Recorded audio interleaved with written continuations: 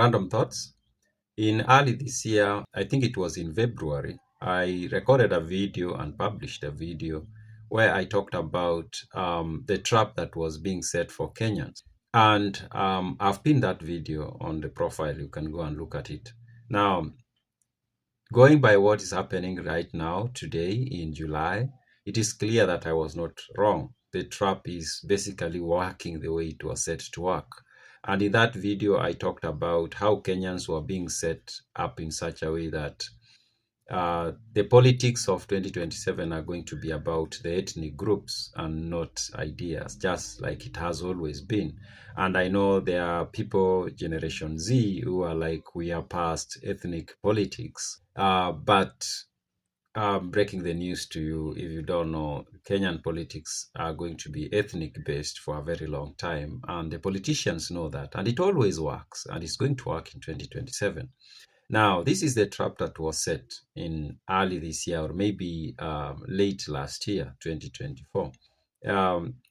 When you start looking at this trap, then you realize that actually there's no hatred between William Ruto and Rigathi Gashagua, and they're just doing politics. It's all about politics. I don't think at the personal level they have any differences, and I can even bet that likely these people meet and for dinner, and maybe, yeah, I'm thinking these people have no differences.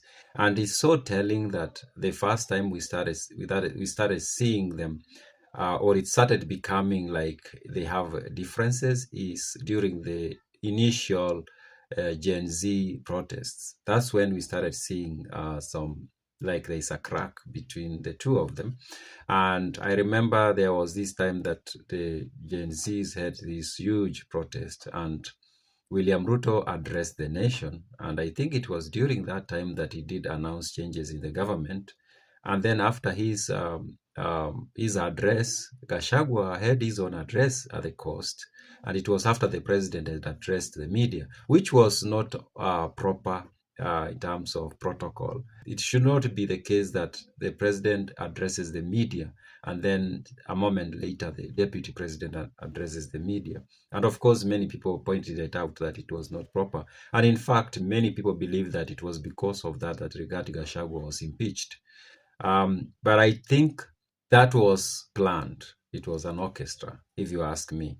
I think there was genuine fear in government about what the Gen Z protest would likely have achieved. I think there was a genuine concern in government, especially when some people went to parliament and there was all that chaos, and you know what I'm talking about.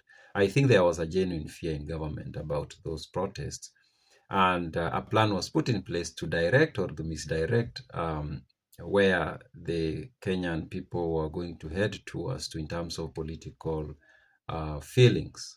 And I said in that video that the trap was going to be what happened in 2007, and I'm not talking about the violence. I'm talking about the political organization. And if you are old enough, you likely know the political organization that happened in 2007, or towards 2000, beginning 2005 actually, where it was this thing of 41 against 1, which is a very bad way to do politics. But Kenyan politics is ethnic based.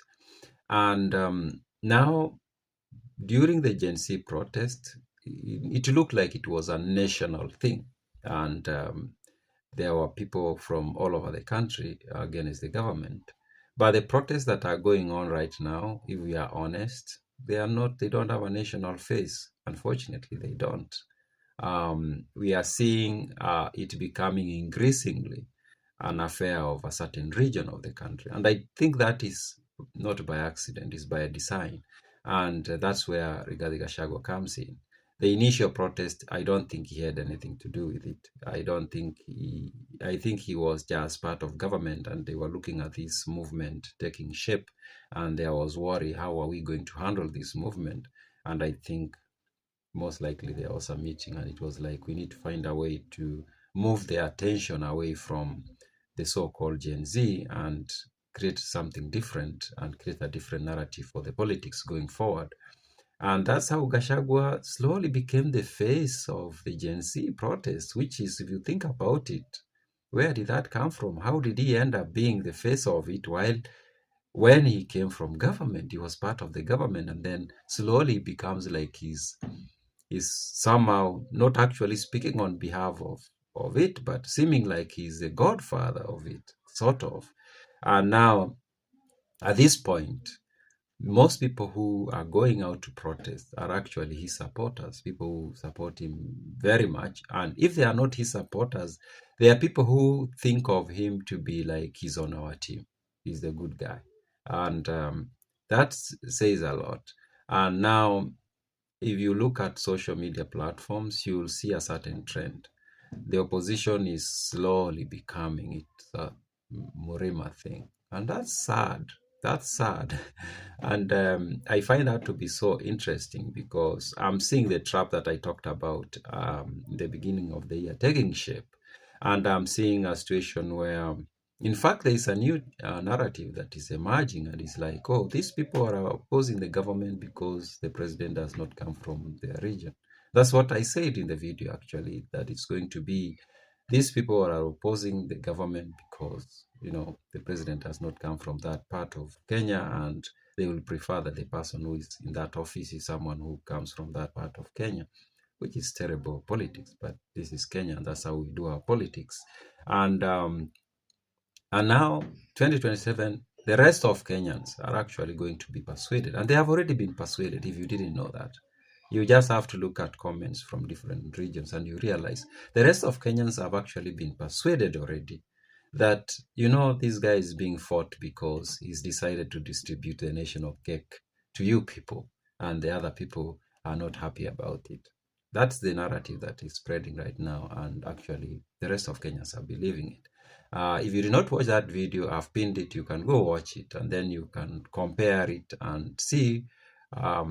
And you can compare what I'm saying in that video with what's actually happening today in Kenya. Those are my random thoughts.